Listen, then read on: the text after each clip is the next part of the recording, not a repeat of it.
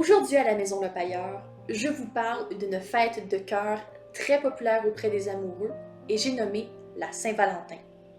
Donc la fête de l'amour approche à grands pas et vous avez peut-être déjà envoyé quelques cartes de vœux, chocolat ou même fleurs à votre famille ou à l'être aimé. Toutefois, connaissez-vous seulement l'origine de ces traditions? Et pourquoi fête-t-on la Saint-Valentin un 14 février? C'est ce que nous allons découvrir aujourd'hui dans l'histoire de la Saint-Valentin. L'origine de la Saint-Valentin remonte aussi loin que l'Antiquité.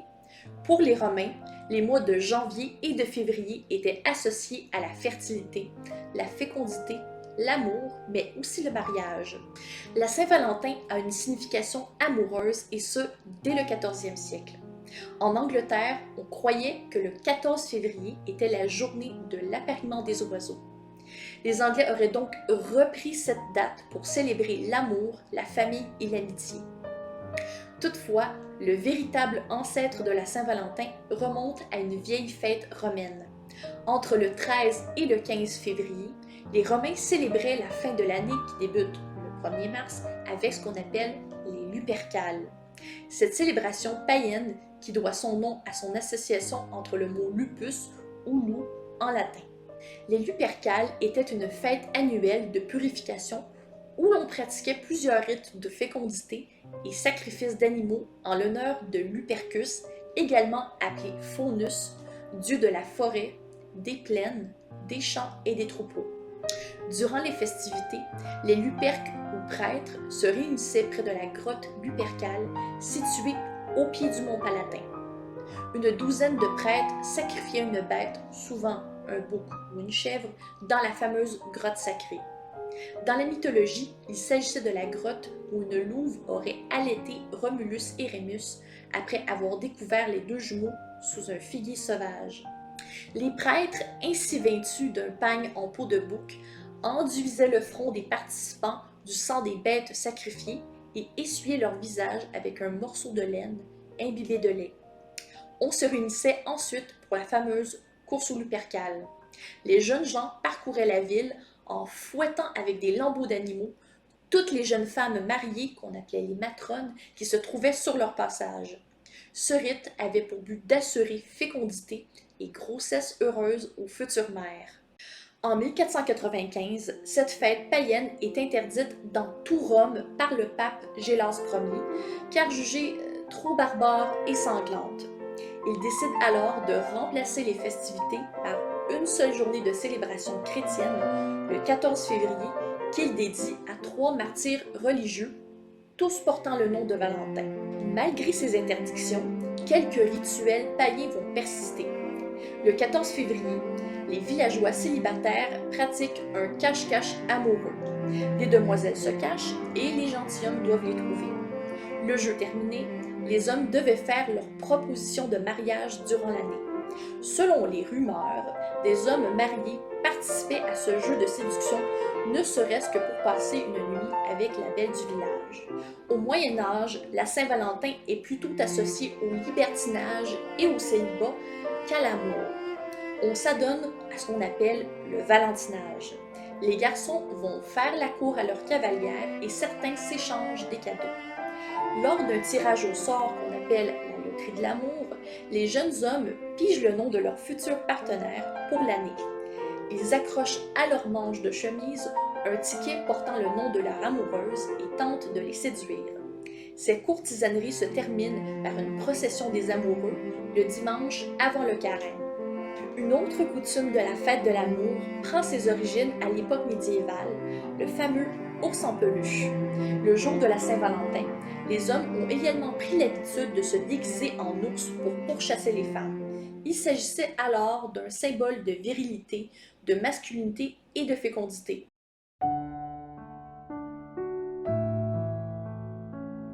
Selon la légende, le véritable Saint-Valentin serait Valentinus ou Valentin de Terni. Ce dernier s'était attiré la colère de l'empereur romain Claude II, également appelé le Cruel ou le Gothique, pour avoir marié des couples en secret. En effet, le général romain ayant de la difficulté à recruter des hommes dans son armée aurait interdit les mariages. Apprenant la désobéissance du prêtre, Claudius jette Valentin en prison. Durant son séjour, il fait la connaissance de la fille aveugle du geôlier. Après plusieurs correspondances, le prêtre tombe follement amoureux de la jeune fille. Il aurait même guéri de sa cécité, ce qui lui permet par le fait même de convertir la jeune fille au christianisme et son père le geôlier. Il fait même baptiser ce dernier et 46 des membres de sa famille. En apprenant cet affront à la religion païenne, l'empereur Claude II fait torturer puis éliminer le préfet et ses proches convertis pour ensuite ordonner la décapitation de Valentin, tenez-vous bien, un 14 février. Juste avant de mourir, le martyr aurait envoyé à l'élu de son cœur un tout petit mot d'amour écrit sur une feuille en forme de cœur signé « De ton Valentin ». Cette légende donne naissance donc à la tradition des fameuses cartes de vœux pour la Saint-Valentin.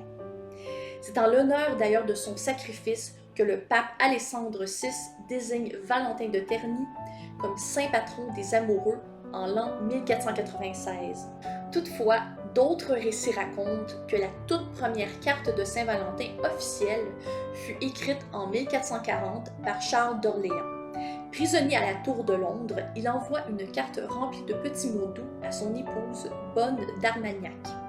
Dans son poème envoyé à sa femme intitulé « Je suis déjà d'amour tanné », il y a la première mention historique du terme Valentine pour désigner l'être aimé. Les premiers échanges de petits mots entre Valentins se faisaient sous forme de billets ou de cartes de vœux. Au 18e siècle, les cartes deviennent de plus en plus sophistiquées et sont décorées par exemple de cœurs, de cupidons, de plumes, de dentelles, de tissus soyeux et même parfois de fleurs séchées et de parfums. Les fameuses signatures de X ou XOXO sur les cartes remontent à l'époque du catholicisme. Le symbole de croix devient un gage juré de foi et d'amour.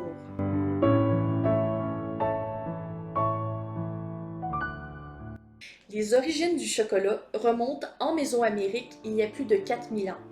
Les Olmecs sont les premiers à transformer les fèves en chocolat pour en faire des boissons rituelles ou encore des médicaments. Plus tard, ce seraient les Mayas et les Aztèques qui transforment le chocolat pour en faire une mousse liquide. Le chocolat est pour eux un cadeau divin et c'est également la boisson des dieux. Ces derniers inventent une boisson froide aphrodisiaque qu'on appelle le xoroad, qui signifie littéralement eau amère. Ce breuvage était censé améliorer les pouvoirs amoureux de son consommateur, telle une fontaine de jouvence chocolatée. Sa recette est simple: fèves de cacao broyées au rôti, eau, semoule de maïs et des épices comme le piment. Il faudra toutefois attendre l'époque des grandes découvertes européennes pour que le chocolat soit remarqué sur le vieux continent. En pleine conquête espagnole, c'est donc le conquistador Hernán Cortés qui va débarquer au Mexique en 1519 et c'est à lui que va revenir le privilège de rapporter les fameuses fèves en Europe. D'abord en quête d'or et de richesse, c'est un vrai hasard. Il reçoit une tasse de cacao de l'empereur aztèque. De retour en Espagne en 1528, Cortés amène avec lui fèves de cacao et matériel nécessaire à sa confection. D'abord mitigé à la cour espagnole, le chocolat devient rapidement une boisson très prisée, dégustée à n'importe quelle heure de la journée. Au fil du temps, les moines espagnols apportent quelques petites modifications à la formule des populations mésoaméricaines car ils la trouvent un peu trop amère. Ils vont donc remplacer l'eau par le lait, les épices par le miel ou la vanille et vont faire chauffer la boisson, une véritable nouveauté. Le chocolat chaud devient alors un véritable produit de luxe, populaire autant auprès de l'aristocratie que du clergé. Toutefois, quelques ecclésiastes éveillent la conscience quant à sa consommation excessive qui semblerait échauffer les esprits et les corps et même inciter au libertinage.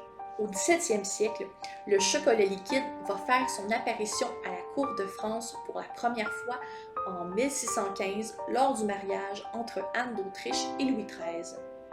À peine âgée de 15 ans, cette future reine d'origine espagnole demande à ce que du chocolat soit servi lors de son mariage royal. La tradition devient rapidement populaire auprès des dames de la cour voulant imiter la reine. À cette époque, de nombreux médecins vont vanter les vertus médicinales du chocolat, notamment pour soulager quelques symptômes indésirables comme les maux d'estomac et de la rate, les problèmes de digestion, la toux, la fièvre et même les étourdissements. D'autres se méfient de ces effets secondaires. Dans ses recueils de lettres, la fameuse marquise de Sévigné, comme on peut voir sur le livre ici, va écrire « Le chocolat vous flatte pour un temps, puis vous allume tout d'un coup d'une fièvre continue ». Le premier chocolat à croquer ou chocolat solide va faire son apparition au 18e siècle.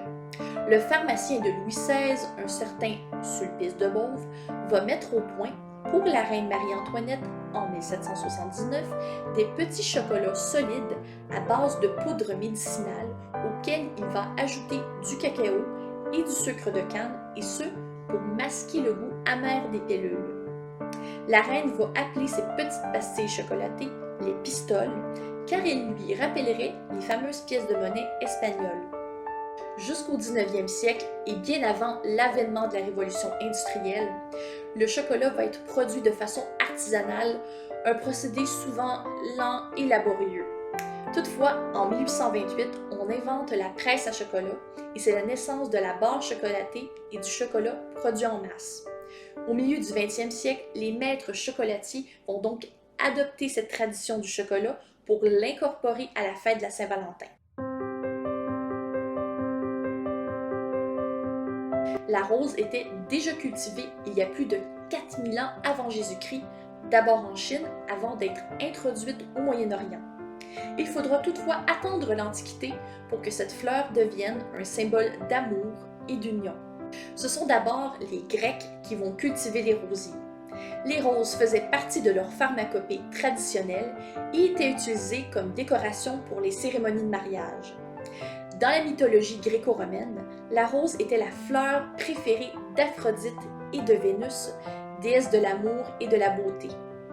Selon la légende, c'est également Vénus qui, blessée par l'épine d'une rose blanche, conféra sa couleur rouge à la fleur.